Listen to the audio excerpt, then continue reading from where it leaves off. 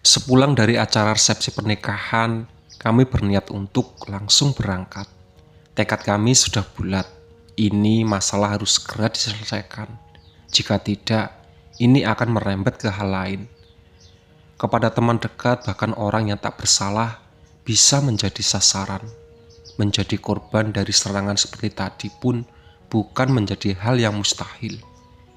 Apakah Anto tahu tentang pembunuh itu? Tanya Lek John. Kan aku bercerita pengalaman kita kemarin, Lek.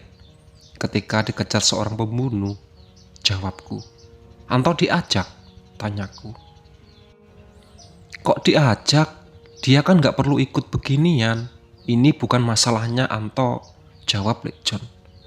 Lebih baik langsung ke terminal saja, Lek. Kan yang tahu alamat desanya kita. Tak mungkin Anto bisa menyusul ke sana, kataku. Aki mobil yang sudah disiapkan, tas punggung yang membawa barang keperluan perlengkapan, kami juga memenuhi barang perbekalan, makanan dan minuman, baju ganti, dan beberapa barang yang bermanfaat. Bagaimana? Ujarku. Berangkat, ujar Lek John.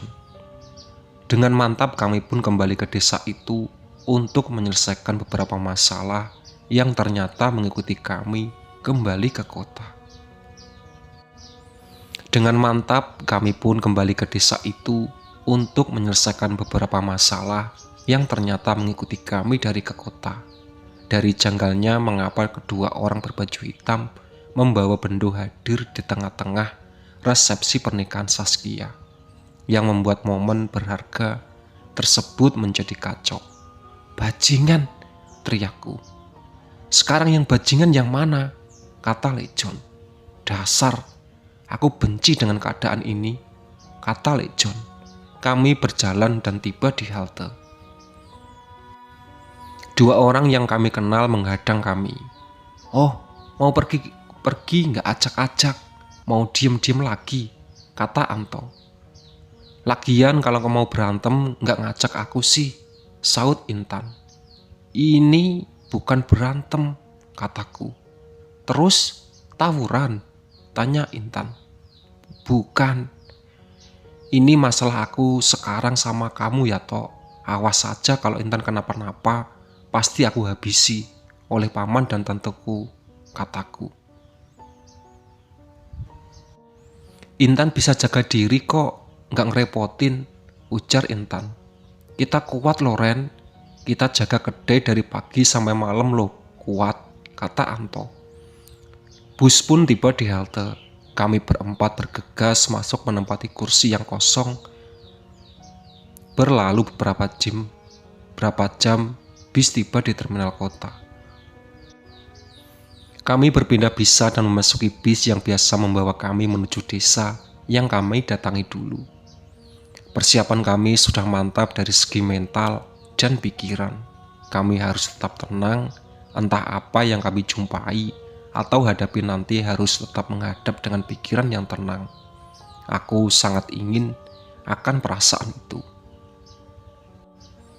Ketika aku merasa sangat ketakutan, sebuah hal yang ku benci dari kecil hingga sekarang, kini ku mencoba untuk menghadapi hal tersebut dan mencoba tak menghindar dari masalah. Sementara dengan Lek John sudah menyiapkan beberapa uang tunai untuk menebus surat tanahnya, tersusun rapi di tasnya. Uang dari mana, Lek? Tanyaku. Oh, ini tabungan Pak Lek, jawab Pak Lek. Sejujurnya melihat keadaan yang sekarang, memang ia memiliki tabungan yang bahkan harusnya tak boleh diungkit. Lek John merindukan ada yang bisa mengurusnya, itu adalah tabungan untuk menikah. Sepeninggalan istrinya Lek John menjadi kurang terawat. Ia menjadi orang yang hanya fokus pada pekerjaan. Sempat kusarankan untuk segera mencari pengganti, namun jawabannya tidak selalu menghampiriku ketika aku bertanya itu. Sesuai jadwal tepat, malam ini kita akan tiba di desa itu, sesuai jadwal perjalanan bis. Tidur di mana? Kataku. Cari tempat yang agak ramai aja, musola atau yang gak ramai gitu. Dari belakang hanya Anto menjawab, sementara Intan tertidur lelap. Aku pun membangunkan Lekjon dan Intan. Sesekali tadi aku sempat tertidur lalu terbangun sembari mengecek kondisi jalan yang membuat tidurku sempat terganggu. Kami turun dari bis. Bis melaju kencang. "Udah di sini aja, tepat di jalan raya ini kan gak apa-apa," ujar Anto. "Nanti biar aku yang berjaga sampai pagi," ujar Anto. Anto mendirikan tenda kecil untuk 1 orang dan membiarkan Intan tidur di dalamnya. Sementara Lekjon dan aku tertidur di luar, tenda menggelar sebuah double tikar dan matras. Sembari menggunakan jaket dan sarung untuk menambah kehangatan. Dan bukti sempurna, hawa dingin pun tak terasa karena tebalnya jaket dan selimut. "Nggak apa-apa jaga sendirian?" tanyaku. "Udah biasa jaga kedai sampai pagi aku," ujar Anto percaya diri. "Nanti kalau butuh apa-apa, bangunin aku saja toh. Biarin Randy tidur," saut Lekjon. "Aku mau tidur sebentar lagi toh." Aku langsung memejamkan mata karena memang di bis tidurku sangat terganggu. Malam semakin dingin, gerak-gerik suasana malam yang tidak ketahui, jalan raya yang bising dilewati mobil, dan kendaraan lain mulai tak intensif. Suasana bising beranjak sepi. Entah berapa lama Anto terjaga, namun kekuatannya dalam hal menjaga mata pun untuk tetap tersadar tidak bisa diragukan. Termasuk dia bukan pecinta kafein kopi. Kruk, kruk. "Lekjon, Lekjon," kata Anto. "Ada apa toh?" Sembari mengucek matanya terbangun. "Lapar, Lek. Ada makanan nggak?" tanya Anto. "Banyak toh, cari di tasku, ada banyak roti," jawab Lekjon. Srek, srek, srak. Pandangan Anto mulai teralih ke 2 sosok hitam di balik pohon di seberang jalan. Anto paham akan hal itu. Ia sangat tenang menyikapinya. Ia hanya memastikan kembali ke arah tersebut. Anto pun membangunkanku. "Ada apa toh?" tanyaku. "Coba ke seberang jalan. Kamu nanti cek aja jalan sambil lihat situasi kanan kiri jalan," kata Anto. Aku pun menyeberang jalan dan melihat situasi. Feeling Anto terbukti benar. Ada orang yang memancing Anto untuk keluar seberang. Sementara jika Anto meninggalkan 3 temannya yang tertidur, mereka berdua pasti datang. Srek, srek. Dan benar saja 2 orang memakai bendo arit kembali muncul berhadapan dengan Anto. Sempat Anto melihat mereka setelah menebas semak di depan lalu menyeberang dan kembali ke belakang. Tepat 3 orang teman tertidur. "Oh, pakai senjata ya?" kata Anto. 2 orang menyergap nasib buruk mereka berdua tersandung oleh Lekjon yang sedang tertidur. "Aduh!" teriak Lekjon. Brak! 2 tendangan dan 2 pukulan dari Anto seketika membuat mereka terkapar. Dak, dak, brak. 2 tendangan dan 1 sepakat Anto tambahkan kepada mereka. 2 orang tersebut nampak mengerang kesakitan, kekuatannya untuk bangkit pun melemah.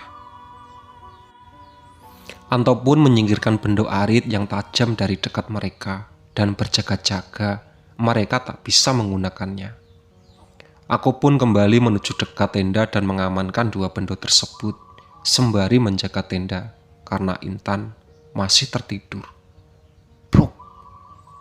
Anto tersungkur setelah ditendang oleh salah satu dari 2 orang tersebut. Lekjon bangkit setelah terkena pijakan tadi. Ia memegangi 1 orang yang masih terjatuh. "Mau 1 lawan 1?" tantang Anto. Kuda-kuda mereka pun dipasang. Tampak Anto mengecek orang tersebut dan menggerakkan tangannya. Krak! 2 lengan orang tersebut patah setelah melayani 2 tinju ditangkis oleh gerakan tangan Anto dan mematahkan, kembali diserang lagi ditangkis Anto dan dipatahkan kembali. Pupus sudah harapan dan kedua lengan orang tersebut pun patah. hanya mengerang kesakitan dan teriakan hingga ia terjatuh, tak bersuara lagi. Satu orang terlepas dari pegangan Lek John, sementara dari rekan orang tersebut meninggalkan rekannya yang tersungkur. Ayam jantan berkokok menandakan fajar menyingsing, jalanan mulai ramai kembali. Ketika kita fokus ke jalan yang ramai sudah ramai, mentari pagi kembali menyinari kegelapan. Orang yang kedua lengannya patah pun hilang tantah, tak tahu kemana. Tak terlihat lagi, ia pergi kemana. Sirna dari pandangan mata. Matahari mulai nampak, kami mulai berani masuk ke desa karena mulai terang. Berkemas, membersihkan tikar dan tenda, membangunkan Intan dan Lek John. Keduanya tampak tak berbicara sama sekali. Kelihatannya mereka masih mengantuk. Dari kejauhan kami melihat tin, suara klakson truk, bras. Darah beserta semua organ dalam pun luluh lantai hancur menjadi hal yang mungkin tak bisa dilihat oleh pandangan mata. Orang tersebut mencoba menyeberang jalan, namun tertabrak oleh truk. Dari bagian tubuhnya kembali terlindas oleh kendaraan lain. "Tabrakan, Ren," kata Anto. Sempat hati untuk menolong, namun orang tersebut berniat membunuh orang yang tertidur, sehingga aku mengurungkan niatku membuat aku ingat sifat mereka. Beberapa orang yang membawa bendo dengan tidak bijak, seringkali kejadian penebasan dan pembacokan yang terjadi dengan sangat sadis. Anto pun mengajak berjalan kembali menuju desa sembari menuntun Intan yang masih mengantuk. Lek John pun sama. Kami kembali berjalan menyusuri jalan sawah desa yang menurut kami mengerikan saat siang maupun malam. 15 menit kami berjalan, mata hati terus naik, membuat suasana hangat semakin terasa sambil memakan roti yang kami bawa. Melintasi jalan desa yang pagi ini harusnya ramai orang berangkat ke jalanan raya ataupun sedang menuju ke sawah. Pagi ini sangat sepi sekali, bahkan satu orang pun tak menampakkan diri untuk terlihat. Hampir setelah kami mengambil jalan pintas yang menuju rumah Pak Ustadz. Menurut kami aman, karena anak beliau pernah memberitahu kami untuk temui di sana ketika akan mengambil mobil. Tentu saja mobil kesayangan milik John masih ada di sana. Sempat bisa akinya, walau harus mati lagi, kata Farhan. Tadi kami diserang 2 orang yang membawa bendo. Salah satunya berlari kabur, sedangkan yang lain menyeberang jalan naas, tertabrak, kata Anto. Aku masih melihat suasana di sini masih tampak heningnya desaku melihat Intan. "Kenapa, Tan? Dingin?" tanyaku. "Enggak kok," jawab Intan. "Ini desanya ya, seperti sepi. Ya, walau banyak sawah dan rumah yang berjejer di sini, namun tak satu pun ada yang terlihat ada orang," kata Intan. "Ya begitulah, dulu aku dan Lek John kesini disuguhi oleh penebasan, jalan yang masih sepi, walau siang hanya beberapa orang yang kami temui di warung. Namun saat maghrib di sini, banyak sekali orang yang di musola," kataku. Seorang polisi datang bersama Pak Ustadz, memberitahukan bahwa ada kecelakaan di depan jalan raya besar depan desa. Sementara kami masih menaruh curigaan atas orang-orang berbaju hitam. Kepolisian sekitar sini sangat baik dan bagus dalam hal penyelidikan, namun terkait beberapa pihak tidak bisa melakukan interogasi secara terang-terangan kepada masyarakat desa. Sebab itu polisi bekerja sama dengan Rahman sebagai orang desa yang menyelidiki. Orang mereka jumlahnya banyak, sekitar 17-an, kata Pak Polisi sambil menunjukkan foto hitam putih, orang berkelompok dan kondisi foto yang agak buram. Kini bisa dicari ketika sudah melihat jumlah. "Banyak sekali," saut Lek John. "Pantas mereka terlihat banyak," sautku. 4 di antara kami pernah ketemu, Pak, ujar Anto. Ini bisa dikategorikan sebagai kelompok pembunuhan, Pak, kata Intan. 2 korban yang kami temui di desa, juga 1 yang ditemukan di warung makan tempatnya. Semua memiliki sayatan dan goresan sama, seperti senjata pembunuhan yang sama, adalah sesuatu yang tajam.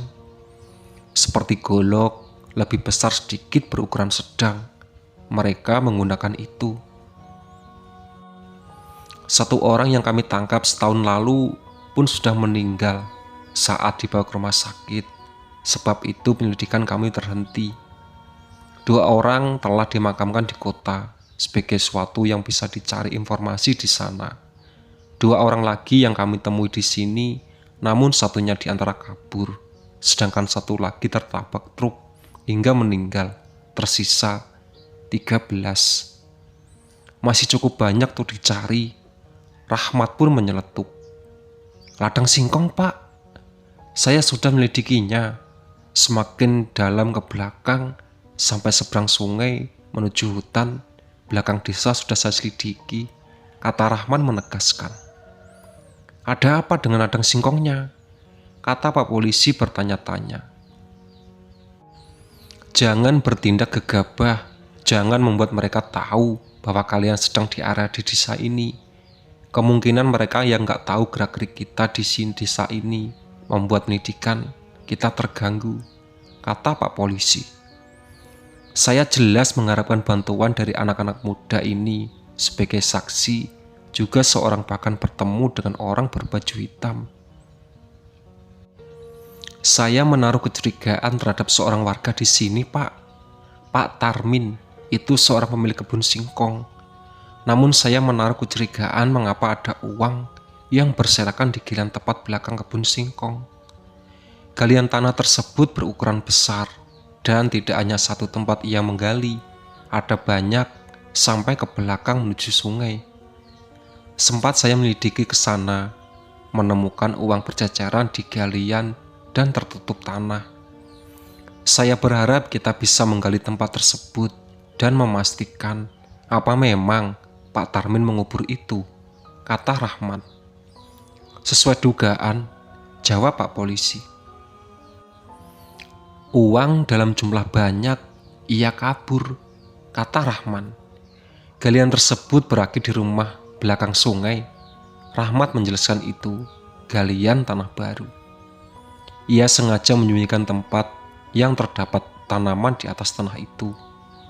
Dan kami saling memandang satu sama lain. Mungkin galian tanah yang sangat lama berasal dari salah satu tempat bahkan yang tak dikira ada sesuatu di dalamnya, kedalaman tanahnya. Mungkinkah lahan seluas itu terdapat hal yang dicari selama ini? Sempat polisi mencari uang dalam jumlah besar di desa ini. Uang yang disinyalir sebagai uang haram. Uang yang tak jelas asal-usulnya disembunyikan di tempat yang ditumbuhi oleh singkong, ladang singkong. Itulah sahabat cerita dari Tumbal Pesugihan di Sojagal. Ditunggu part selanjutnya.